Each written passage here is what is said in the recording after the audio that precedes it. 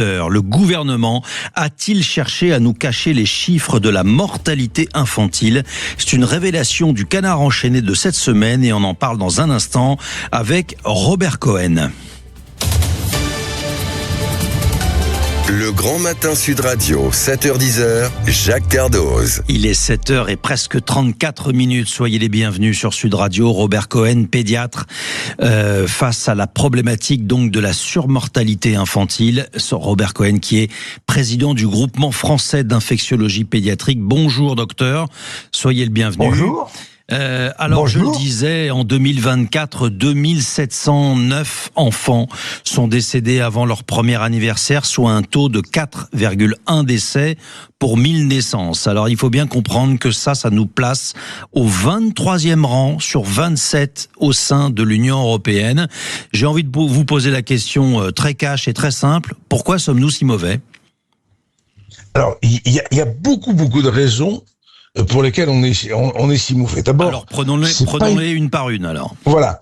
Alors d'abord, c'est pas quelque chose de nouveau, c'est-à-dire que il y a eu plein de rapports ces dernières années, des publications internationales qui montraient tout à fait ce phénomène. Donc le rapport vient après un rapport, etc. Mais c'est tout sauf une surprise pour nous, parce que depuis 4-5 ans, il y avait une alarme qui était de dire que la mortalité infantile revenait. La première chose qu'il faut noter, c'est surtout une mortalité des très jeunes enfants, c'est-à-dire une mortalité néonatale.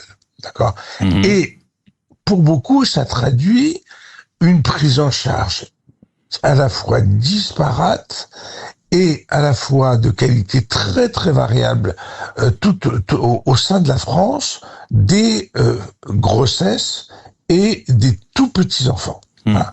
Et donc c'est des signes d'alarme divers multiples. D'abord, il y a eu quelques années des assises de pédiatrie qui ont souligné ce fait.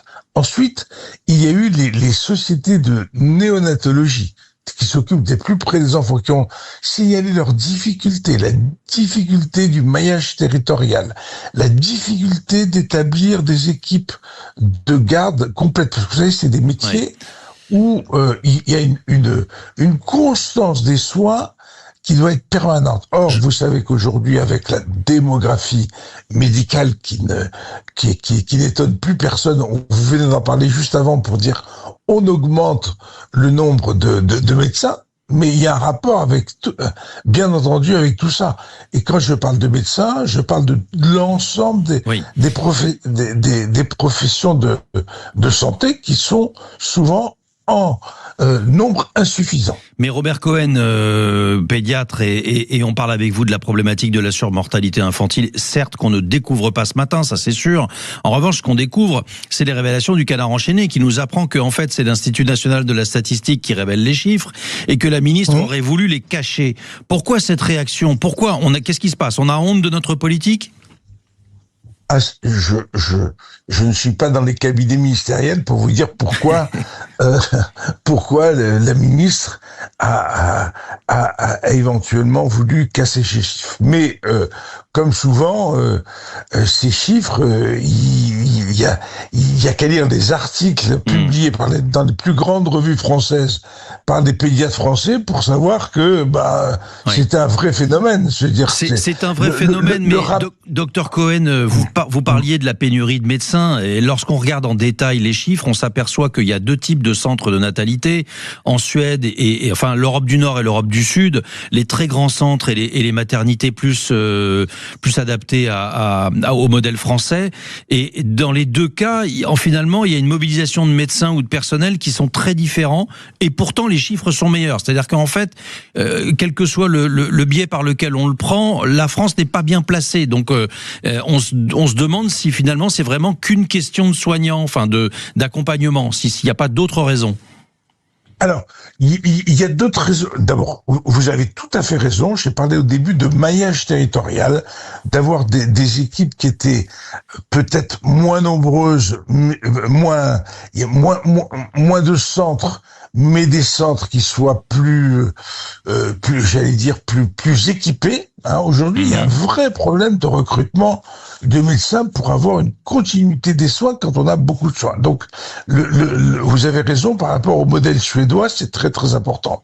Il y a aussi le problème aussi du suivi des grossesses et des familles en difficulté qui ont augmenté ces dernières années et qui vont probablement demander plus de soins, plus de médecins que ce qui se passait il y a quelques années. Quelles sont les raisons de ces mortalités infantiles? Vous disiez, dans beaucoup de cas, c'est à la naissance, mais est-ce que vous pourriez autour de la naissance. Autour de la naissance. Est-ce que vous pourriez nous donner les 2-3 raisons de ces décès précoces? Je crois que l'essence, d'abord, il faut savoir que notre système de surveillance ne permet pas de dire le plus souvent de quoi sont morts précisément ces enfants. D'accord. Mais vous avez des études, oui. Ah oui, les études vont plutôt pour une non prise en charge de la grossesse, une prise en charge insuffisante, un accompagnement insuffisant des familles les plus défavorisées, parce que ça ne touche pas, bien entendu, comme beaucoup de ce type de phénomène, les familles les plus favorisées.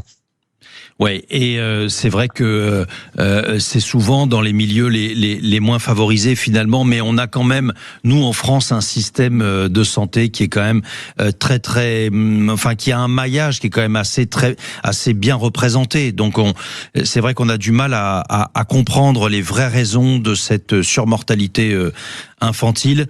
Robert Cohen, est-ce que au-delà de ce que vous nous dites, il y a d'autres raisons? Je ne crois pas. Je crois que vraiment c'est une raison d'organisation, d'accord, de moyens sûrement, mais encore plus d'organisation. Et il y a énormément de propositions qui ont été faites au niveau des assises de pédiatrie qui n'ont finalement pas abouti à grand-chose. Ça avait un travail qui a été énorme.